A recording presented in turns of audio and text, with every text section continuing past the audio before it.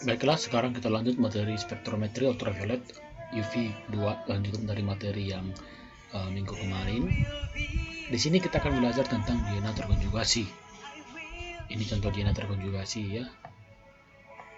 Ini DNA itu senyawa alkena, disebut DNA karena dia mengandung dua ikatan rangkap ya, 1,3 pentaDNA. Kalau 3 dia menjadi 1,135 pentatriena misalnya ya.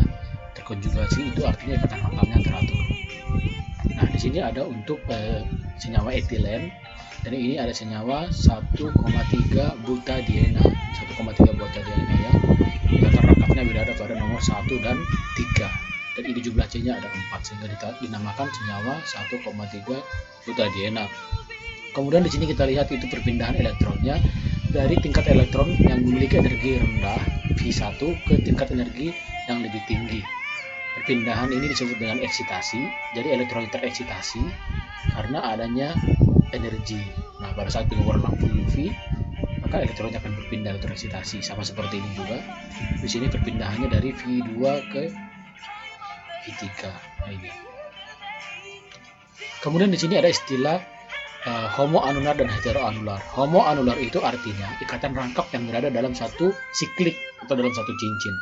Nah, kemudian di sini ada heteroanular. Nah, heteroanular ini artinya ikatan rangkapnya berada pada cincin yang berbeda atau berada pada siklik yang berbeda. Nah, ini bisa kita lihat contohnya di sini. Ikatan rangkapnya di cincin A dan cincin B. Kemudian ini merupakan substituen atau rantainya ya. Jadi kalau misalnya ini contoh senyawanya, di sini ada dia homoanular dan 3 substituen. Sama seperti ini juga 3 substituen. Nah, kemudian kita lihat aturan untuk nilai masing-masing panjang gelombangnya. Jadi perumusnya itu adalah Woodward yang kuliah dari Harvard University ya. Ini dia aturan untuk absorpsi DNA. Yang pertama nilai dasar untuk heteroanular dia 214, kemudian base value untuk homoanular itu 253. Jadi untuk ikatan rangkap yang dalam satu siklik itu lebih tinggi nilainya dibandingkan dengan yang beda siklik.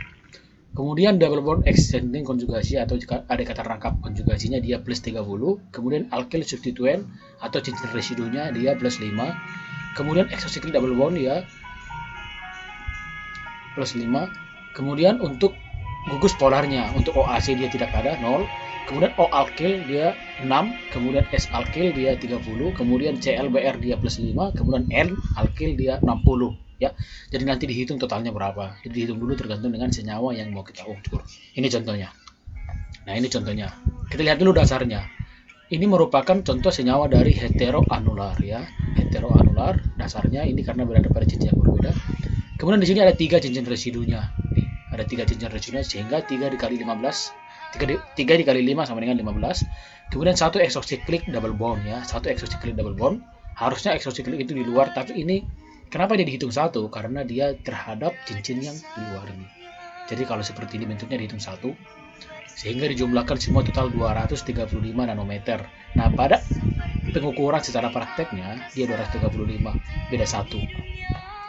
Ini untuk contoh heteroanular, kemudian ini untuk contoh homoanular. Kita lihat ikatan rangkapnya 1 dalam satu siklik. Nah, berarti dasarnya itu nilainya 253. Kemudian 3 cincin residunya, 1, 2, 3. Ini 3 cincin residu. Kemudian exocyclic 1, 5 ya.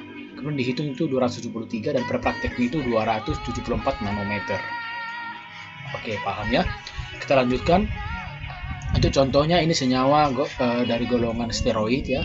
Kita lihat di sini dasarnya itu adalah homoanular, berarti dia basisnya nilainya 253. Kemudian 4 cincin residu yaitu 1, 2,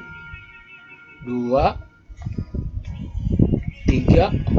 Nah, jadi jangan salah itu cincin residunya ya. Bukan 1, 2, 3, 4, 5, 6 bukan, tapi 1, 2, 3, 4. Kemudian 1 exocyclic ya, double bond sehingga perhitungannya itu 278 nanometer. Nah, pengamatan dia 282. Terdapat selisih perbedaannya ya. Kemudian untuk aturan Woodward-Fisher ini digunakan untuk sistem terkonjugasi. Sistem terkonjugasi artinya ikatan rangkapnya itu berselang-seling dan teratur ya.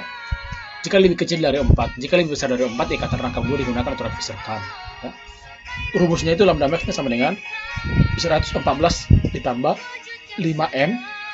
N ini jumlah alkil atau substituen seperti alkil pada sistem terkonjugasi, kemudian ditambah N. N itu jumlah ikatan rangkap terkonjugasi. Ya, N jumlah ikatan terkonjugasi. Kemudian R endo itu artinya jumlah cincin dengan ikatan rangkap endosiklik dalam sistem terkonjugasi. Ya, ikatan rangkap dalam endosiklik, jadi dalam sikliknya ikatan rangkapnya, tapi dia terkonjugasi. Kemudian ini di luar rangkap dan terkonjugasi. Ya, untuk lebih paham langsung kita lihat contohnya aja, contoh perhitungannya kita lihat ini. Contoh senyawa likopen ya. Yang pertama coba kita hitung. Ini 5 kali M, M-nya 8. Tadi kita lihat M-nya itu adalah jumlah alkil atau seperti alkil pada sistem terkonjugasi. Ya, kita hitung. 1 2 3 4 5 6 7 8. Jadi bukan 1 2 3 4 5 6 7 8 9 10, bukan 10. Kenapa? Karena ini merupakan rantai utama. Ingat. Jadi misalnya penamanya dari sini, nomor 1, nomor 2. Kita buat daun seperti ini.